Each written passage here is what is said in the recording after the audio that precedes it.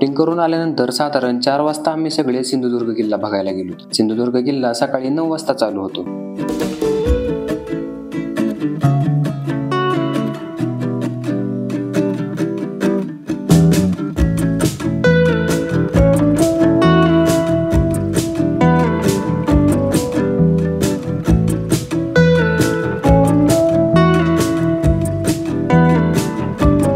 जेव्हा आपण त्या ठिकाणी पोहोचतो तेव्हा आपल्याला बोटनं किल्ल्याकडे जावं लागतं आणि त्यासाठी आपल्याला तिथं तिकीट काढावं लागतं. फुल तिकीट 100 रुपये आणि हाफ तिकीट 50 रुपये एवढं आहे. आणि महत्वाची गोष्ट म्हणजे तिकीटसाठी फक्त कॅश पेमेंट आहे. ऑनलाईन पेमेंट तिथं चालत नाही. त्यामुळं जाताना तिकीटसाठी कॅश घेऊन जावा. तिकीट काढल्यानंतर आपल्याला तिथे लाईफ जॅकेट दिलं जातं. लाईफ जॅकेट घालून मग आम्ही सगळे बोटमध्ये जाऊन बसलो.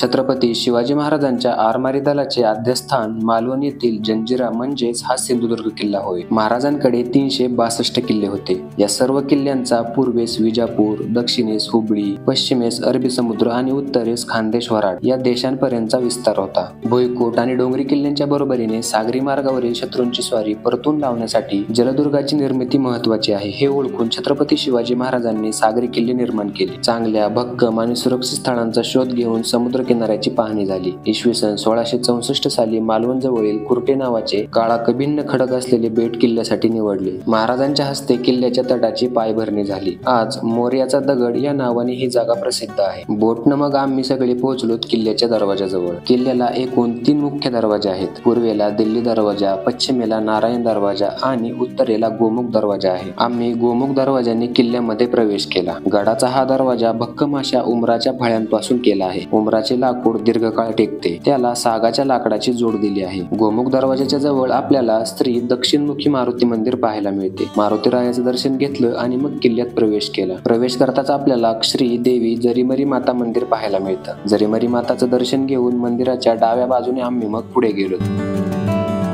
पुढे गेल्यावरती आपल्याला प्रत्येकी 5 रुपये एवढं तिकीट काढावं लागतं. तिकीट काढल्यावर आम्ही मग श्री शिवराजेश्वर देवस्थान पाहायला गेलो. इथे आपल्याला छत्रपती शिवाजी महाराजांची देवस्वरूपात मूर्ती पाहायला मिळते.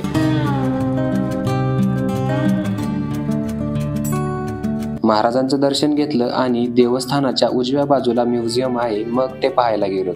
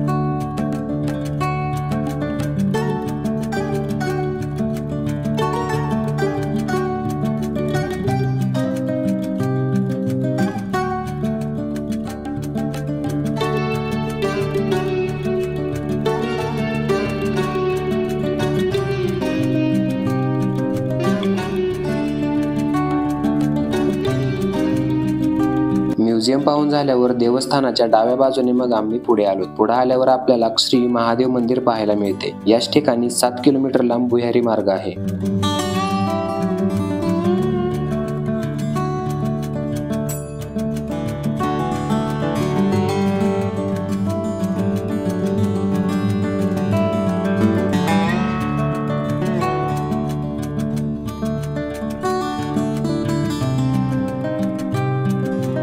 पुढे आल्यावरती आपल्याला या ठिकाणी 3 गोड्या पाण्याच्या विहिरी पाहायला मिळतात. दूध बाव, साखर बाव आणि दही बाव अशी या 3 विहिरींची नावे आहेत.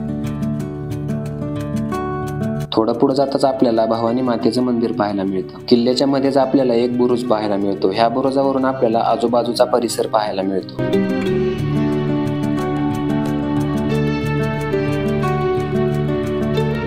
असे म्हणतात किल्ला बांधण्यासाठी 1 कोटीहून खर्ची पडले. उभारणीसाठी 3 वर्षाचा कालावधी लागला. छत्रपती शिवाजी महाराजांनी सन 1664-67 मध्ये सिंधुदुर्ग किल्ला बांधला. किल्ले बांधणी गोविंद विश्वनाथ प्रभू यांच्या देखरेखीत करण्यात आले आणि हिरोजी इंदुलकर मुख्य वास्तुविशारद होते. किल्ल्याचे मुख्य द्वार ईशान्येकडे असून तो 48 एकरामध्ये पसरलेला आहे. किल्ल्याला सुमारे 3 किलोमीटर लांब, 3.7 मीटर रुंद आणि 9.1 मीटर उंच नागमोडी तटबंदी आहे. तटबंदीला 26 बुरुज असून त्यावर तोफा आणि पहारेकऱ्यांसाठी खोल्या आहे. पश्चिमेकडे आणि दक्षिणेकडे तटाच्या पायात 500 खणी शिशी घातली असून या तटाच्या बांधणीस 80,000हून खर्ची पडले. सिंधुदुर्ग या किल्ल्यावर शिवरायांच्या उजव्या हाताचे व डाव्या पायाचे ठसे उमटलेले आहेत. आपल्याकडे कमी वेळ असल्यामुळे सर्व किल्ला एक्सप्लोर करता आला नाही. आपण पुढच्या वेळेस हा किल्ला संपूर्ण एक्सप्लोर करू. किल्ल्यावरतीच आम्हाला 6 वाजले. कोकणातील दुसऱ्या दिवसाचा सनसेट आम्ही सिंधुदुर्ग किल्ल्यावरून पाहिला. बोटने आम्ही मग परत माघारी निघालो.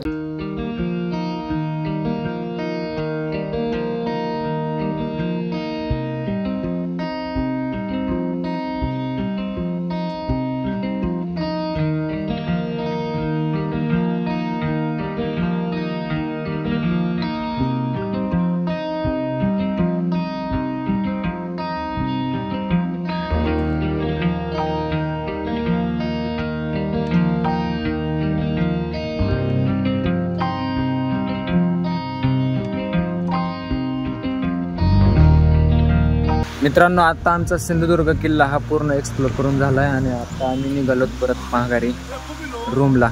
आणि इकडे बघा सनसेट पण खूप मस्त झाला. नेमकं कॅमेरा चालू केला आणि ढगाडी आली. काय करता आता, चला निघतोय. व्हिडिओ कसा वाटला ते कमेंट करून सांगा आणि चॅनलला सबस्क्राईब करायला विसरू नका. व्हिडिओ शेवटपर्यंत पाहिला त्याबद्दल धन्यवाद.